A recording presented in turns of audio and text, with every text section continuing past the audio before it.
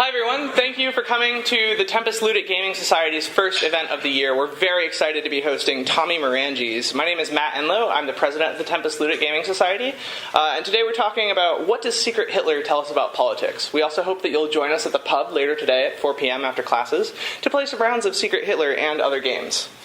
Tommy Maranges is a philosophy writer and game designer in Chicago, Illinois. Secret Hitler was his first game, and he's really sorry about the whole game becoming real, Jumanji-like situation it seems to be causing. We're going to have a conversation about that whole thing, the nature of making decisions, and more. Thanks for tuning in. Thanks. How's everyone doing today? Good. Good, cool. As Matt said, I'm Tommy Maranges. In late March, early April of 2015, so Ted Cruz had just declared he was running for president, but no one else had declared they were running. My friend Mike and I had been playing a lot of a game that we'll hear some about later today called Avalon. Some nods, dope. Avalon is a social deduction game, so is Secret Hitler, and we are trying to figure out how we could improve on it, what we could do differently. And, we had some, not very useful ideas. It sort of became a running joke that we would suggest improvements until we had re-described Avalon, and then we were like, oh right, shit, it's just Avalon, the perfect game. And then one Monday, Mike came bursting into the office, and something was different, and he was like, well, so I binge watched Band of Brothers this weekend, and that made me think about World War II, and it made me think about how we got into that situation in the first place. And I wonder if there's something there. And from that, things fell together very quickly. And Mike and I decided to make a game about the political rise of fascism that was totally about the past and not at all about any other time in history.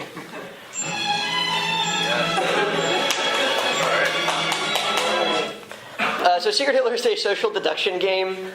Oh good, I know where the Always Sunny fans are, in here. It's a social deduction game. What that means is it's about an uninformed majority against a better informed, more well-coordinated minority.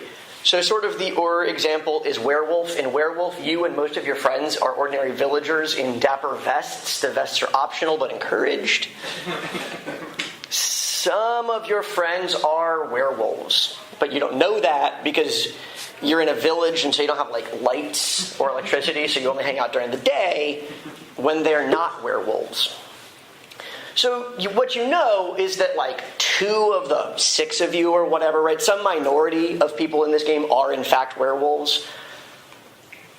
And you know here are the players.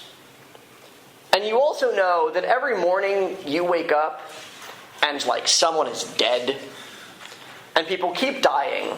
And you have to decide who we think is, responsible for this. Who would have an incentive to kill these people? I'm the doctor was suspicious. Let's go ahead and, let's hang the doctor. We think he might be a werewolf. And you need to figure out who the werewolves were all along. So the werewolves know each other and can coordinate, and you as the villagers have to be who would be doing this and why? Werewolf is an old folk game. Probably the most convincing origin story was that it was invented during the Cold War by the Russian KGB to test students' understanding of social dynamics.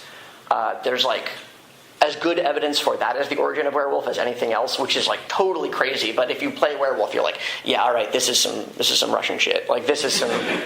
All right, I really don't trust these people at all. The next entry in the genre were Don Eskridge's The Resistance and Don Eskridge's The Resistance Avalon. Don has, ever since me giving him shit for putting Don Eskridge's on it, started signing the game Don Eskridge's, right where it already says that, so that's fun.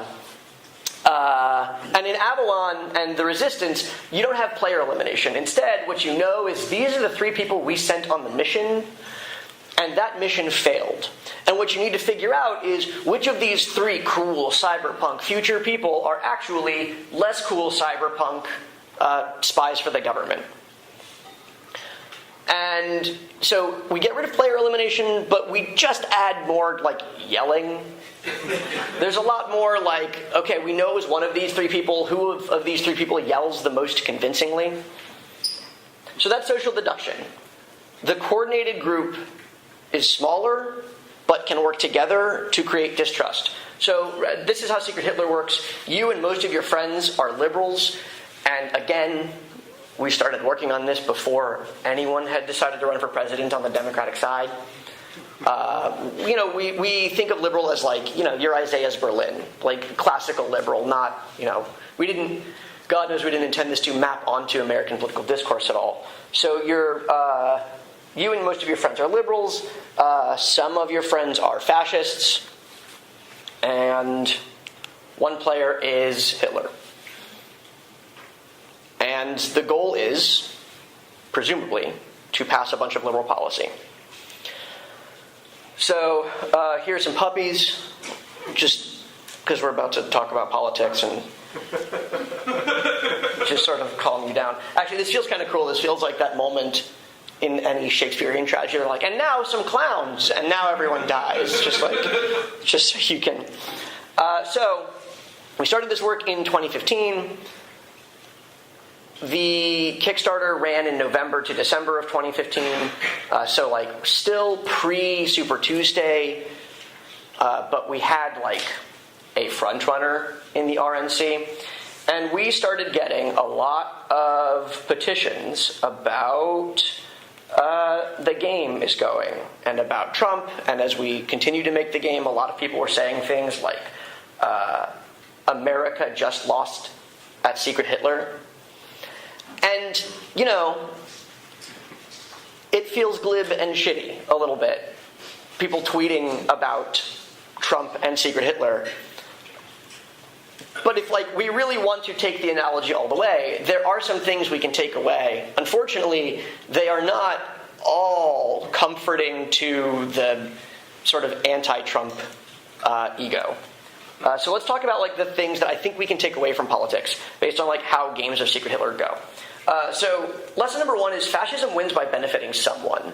It's not really true that America lost at a game of Secret Hitler, because when you play Secret Hitler, it's not like the whole table wins or loses together. What actually happened is a majority of Americans lost a game of Secret Hitler, and some Americans did in fact win a game of Secret Hitler, if we want to map the game onto the election.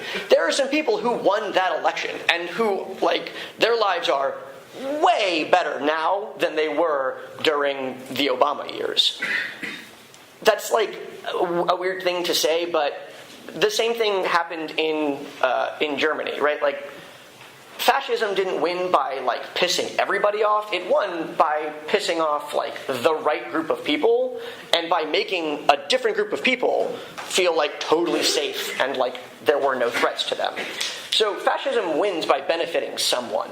In Secret Hitler, your goal is to pass 5 liberal policies and win the game. Liberal policies don't do anything. They're boring and wonky. We didn't have time to model everything. And the way you pass a liberal policy in Secret Hitler is very straightforward. You're always electing governments of 2 people. To pass a liberal policy, you need a liberal in the presidency, plus a liberal who's the chancellor, and then you need to get a little lucky with what policies you draw, and that's how you get a liberal policy passed. That's it. That's the magic. If you have a fascist on the government, you are going to get a fascist policy. And that's because, there's nothing you can say to appeal to a fascist player to convince them that it is in their interest to pass a fascist policy by, appealing to some, higher ideal. You can't be look, I'm going to give you a blue card. You should pass that blue card because justice. Because they have a card, that player has a card in their pocket that says, your interest is the fascist team wins. And that means they are going to do things that benefit the fascist team. And you can't, convince them to switch teams ideologically. You can't be yeah, listen, I know you got a snake in your pocket. But what if the liberals won instead? Have you considered changing what your interests are to match what I want them to be? That will not work. The only way I've ever seen fascist players convinced to pass liberal policy is, one, early in the game, when there is a risk that they will be perceived as fascist, when that is still an unpopular thing to be, right? So just like, it would be very bad for you to make it clear to everyone that you're a fascist, i.e. it will hurt you to pass a fascist policy. Or late in the game, when they are a fascist chancellor, and the president says, well, if you pass a fascist policy, I'm going to get a bullet, and I'm going to shoot you, because I know that you're a fascist. So, like, the way to convince fascist players to act against their interests is to either say, like, oh, in the long run it will hurt you because you will be outed, or in the short run it will hurt you because I'm going to shoot you. Like, that's it. It's just to convince them that it is bad for them to do the thing they are thinking about doing. Again, just to sort of sum up that point, what I'm getting at here is, like, you can't convince people to act in ways that are, like, contrary to what they perceive their interests are. You just have to convince them, like, hey, this is a thing you want too. But fascism, like, benefits some people. Some people do benefit when fascism happens, and we need to find a way to, like, build a bigger coalition in that. In Secret Hitler, you have to there are enough liberals to win. You don't have to, like, convince the guy you know is a fascist to join your coalition. You just have to coordinate the existing coalition. Okay. Number two, even the truth takes some selling. Mike, again, my partner Mike, is something of a Cassandra in Secret Hitler. He always knows. He's very good. And I don't know how. And when it's me, I'm like, I'm in for such a long game. Because he knows how to just lean on me until I'm, like, too tired to lie. But it turns out that Mike also has, like, a pretty low win rate on Secret Hitler, even though he, like, created the game. And is very good at knowing who the fascists are. And the reason he has a low win rate is because he's, like, not very convincing at all. This is a picture from a game of Secret Hitler. That's 121 beats per minute, but I think the more interesting number that may be harder to see is 99 beats per minute 1 minute ago. So this is a 22 beats per minute spike over the course of a minute. Like, that's what it feels like when you're playing Secret Hitler and things get tense. And, like, I don't know about you guys, but when my heart rate jumps like 20% in the course of 1 minute, I'm not as good at being like, oh, that's a compelling point.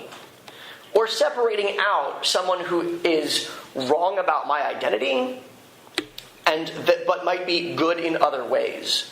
Under pressure, we tend to, like, lump together concepts, like good and bad. And we think of right as good and wrong as bad. And so when someone's like, I think you're a fascist, you're like, oh, I thought you were liberal. But fuck you, you're a fascist now. Because you're wrong about me. Like, we don't really, in those high-stakes situations, tend to think, like, could they be a mistaken ally rather than someone whose throat I have to now, like, verbally rip out? And this will be familiar to probably all of you, right? But, like, it's worth restating, it's not enough to know the truth. You have to convince other people in politics that what you are saying is right. Right? You can't, like, blame voters for not buying your shitty pitch. If what you have is a bad pitch for a good policy, like, that's on you, not on the people whom you are trying to convince. And that's a thing I have to say to Mike all the time. It's like, yeah, okay, you were right. And now I'm more likely to believe you because of all the times you've been right. But, like, I don't know, you can't just tell people that they are dumb and bad. Like, that's not a compelling pitch to get them to vote your way. Even if you know what is true, that takes some selling. And selling that requires a lot of empathy, right? Like, what is it that these people, like, believe and want to be true? And what are the things that I expect to convince them? Because not everyone has the same information, and social cues are things we are constantly using in real life all the time. And if you're not willing to, like, sell the truth, if you're not willing to make it clear that, like, look, we want the same outcome, and I'm telling you that you're making a bad vote, but that's, like, understandable. I think you should do this other vote. If you can't make people feel okay or convince them that you share the same values, like, it doesn't matter how good your facts are. They won't vote for you. And, like, the road to hell is paved with I told you so's. Like, if you can't convince people of what was true, then, that's not necessarily their fault if, you didn't do a good enough job. Sub-lesson here, also math can't save you. This is one I feel like we all learned the hard way. So here are some of the tables I put together just in making sure that Secret Hitler was a balanced game. Mike has a lower than average win rate. I am garbage at Secret Hitler. And it's because I know these tables really well, and so anyone can look at me and just be like, I got the most likely draw, and I'm like, okay, I believe you, I'm just like a dog. I'm just like, sure, yeah, that checks out. It doesn't matter how good the math is, right? We also don't think of probabilities very smartly. People hear 75% and they think, oh, I'll round that up to a whole number. And then when things go bad, they're like, wait a minute, this was the unlikely outcome. It's like, sure, that happens sometimes. Unlikely outcomes happen sometimes. So the math can't save you. My bad, everyone. Okay, lesson number 3 is that norms emerge for really good reasons. So I'll give you an example. In Secret Hitler, in a 10-player game, we arbitrarily pick one player to be president first, and then the presidency goes clockwise. Everyone takes a turn being president, and to be the president, you nominate a chancellor, and everyone votes. And over the course of play, the norm that has emerged with our group is that you nominate the person right behind you in a 10-player game, because they will be the last person to be president, so they will get in the game the latest, and early is the best chance we have to find information. If we wait too long, we'll have to make critical decisions and have nothing to go on with respect to that last person.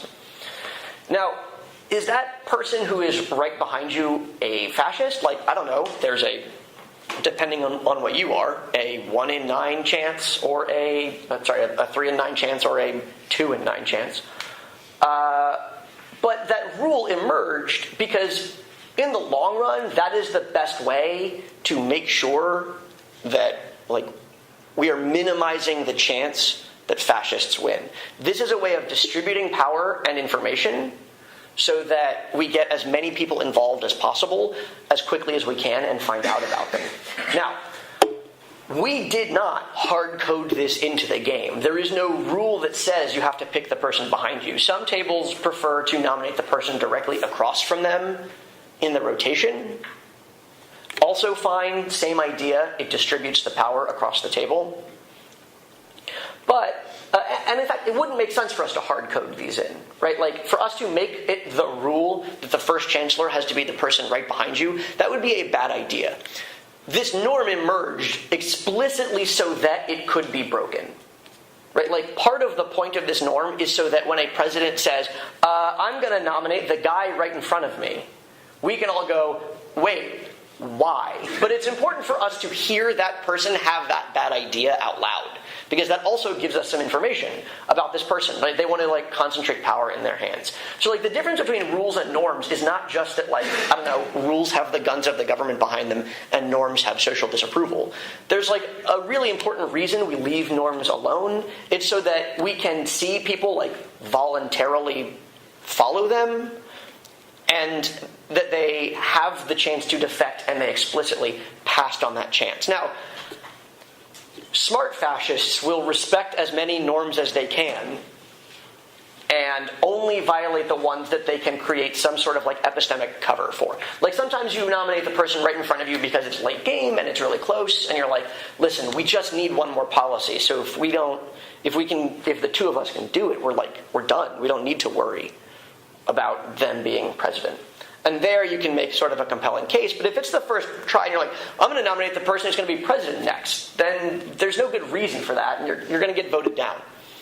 But my point here is that these norms emerged organically, which is weird. Norms emerge for reasons, and that's because people hate following rules.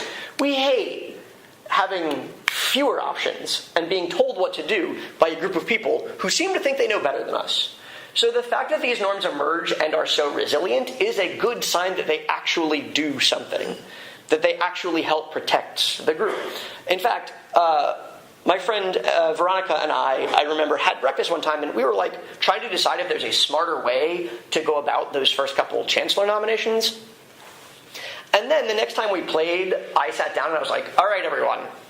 So Veronica and I talked, and we think there's a thing where, like, a strategy that we want to play out. And just immediately I got, like, shouted down, like, oh, what we all think now is you and Veronica are fascists. Because you are trying to, like, change the norms for not a good reason, like, all of a sudden. You're trying to, like, tell us how things should be. And then, again, we had to, like, sell those. At the very least, if you nominate someone who's, like, there isn't a clear reason, like, the table should have questions. Maybe there is a good reason to violate the norms, but, like, if you can't explain that reason, if you can't give it, then that looks suspicious. So norms are, like, it is important that they remain norms, not rules, for as long as possible, so that we can see who is interested in violating them. Their flexibility is, like, a really important feature of them, sort of epistemically. So always pick the person right behind you. Okay. I think the last thing that Secret Hitler can tell us, and this is by way of contrast, not by way of comparison, is that, like, fairness has to be enforced. It has to be looked out for. Secret Hitler has about a 50-50 win rate. This was data we collected during the Kickstarter from people who played the print and play. The data we've seen since then matches this pretty closely. Different table sizes have different rates, but they're all within 60-40, so we're pretty happy about that.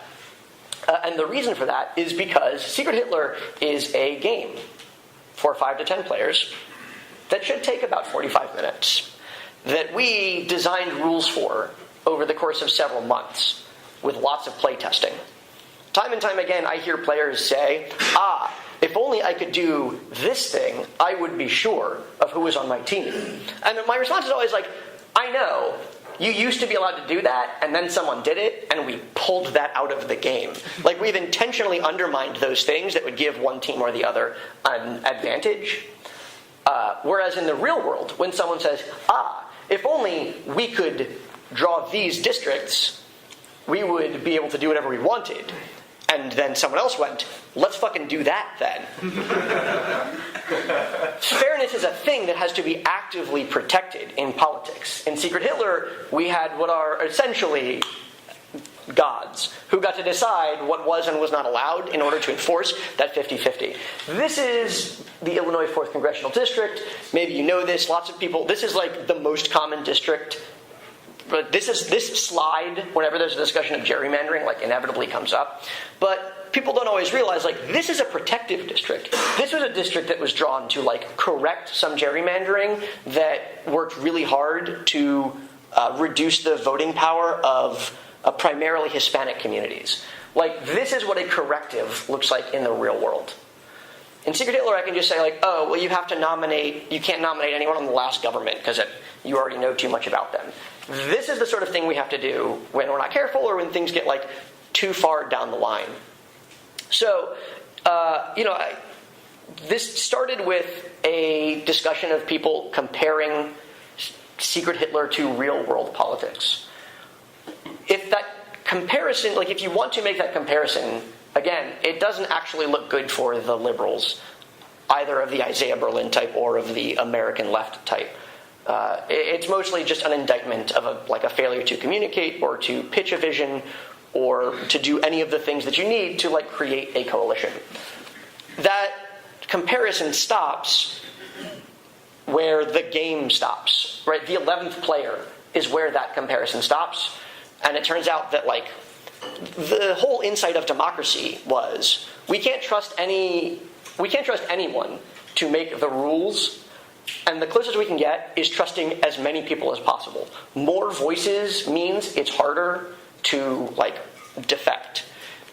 Democracy is the whole, when you were a kid and you learned to share, it was like, well, I'll break, you choose. And so if I make an unfair break, you will pick the bigger half of the cookie.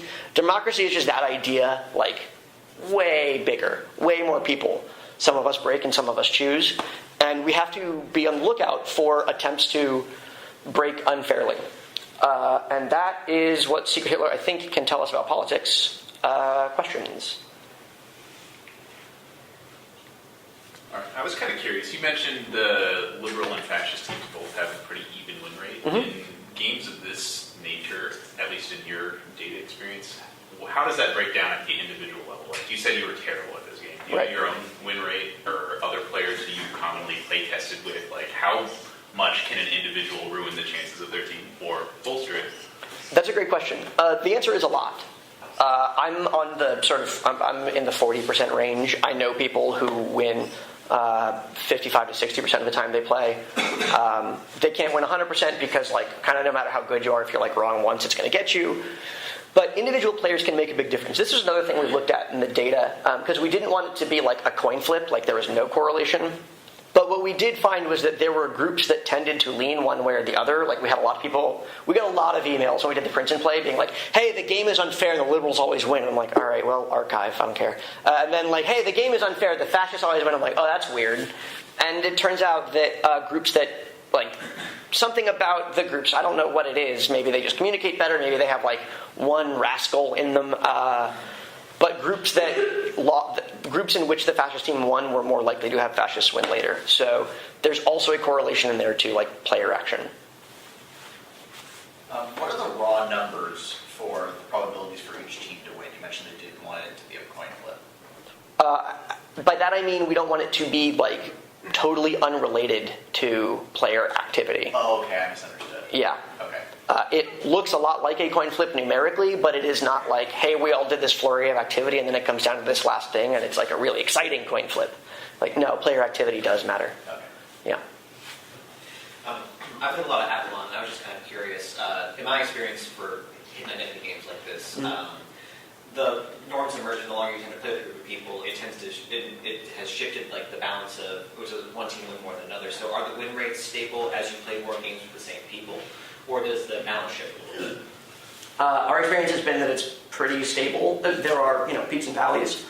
A group will have, like, some liberals will figure out a strategy, and then the fascists will figure out how to, like, turn that back on itself. Like, well, I'm a liberal, so we should clearly, right? And in particular, as norms emerge, if they're bad norms, fascists will figure out very quickly ways to use those, and they'll get discarded.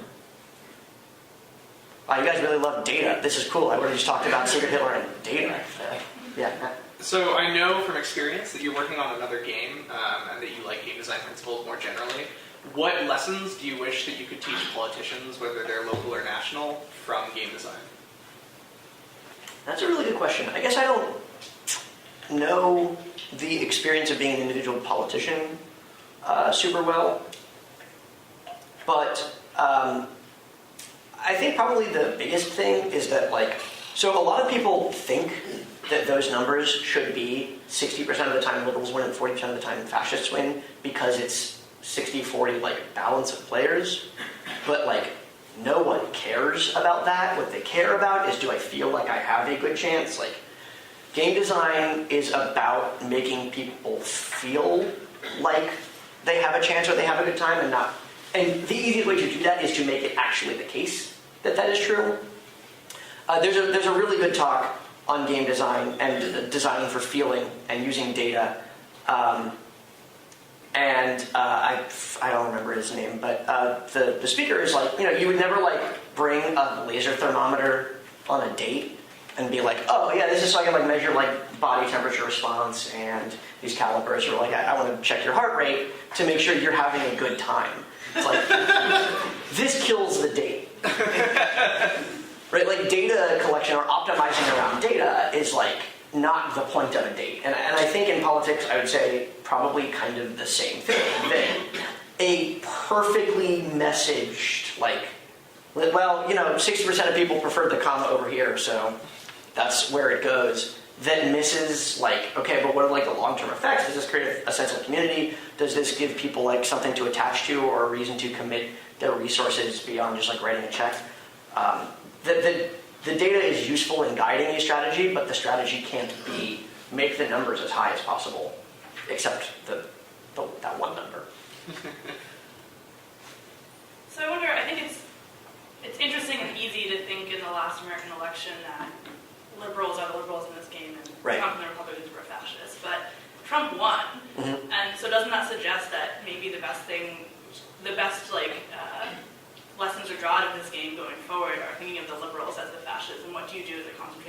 minority when the majority of the country is against you? Right, and thinking about the fascist strategy and how do you become powerful when you're a concentrated minority? Sure. Well, I mean, I think that it breaks down, like, when you look straightforwardly at, like, the vote totals, right? So the Republicans won this election by being more coordinated and doing more with fewer votes. So the analogy sort of sticks there. But, like, if the question is just like, all right, well, like, what do the fascists do well? The answer is, like, one, knowing each other and coordinating well. And two, like, saying whatever thing is most convenient, whether that is true or not. It turns out the analogy, I'm having a lot of trouble flipping it, because the way that liberals in the game lose most often is with infighting.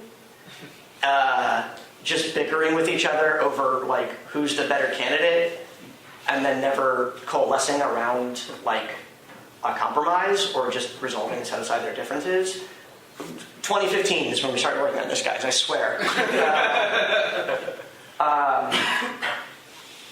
So there is still the, like, coordinated minority coming out ahead over the diffuse and confused majority. And I don't know, I think that remains the best lens on the last election. Sorry to question the whole premise. Anyone else? All right, please help me in thanking Tommy for coming out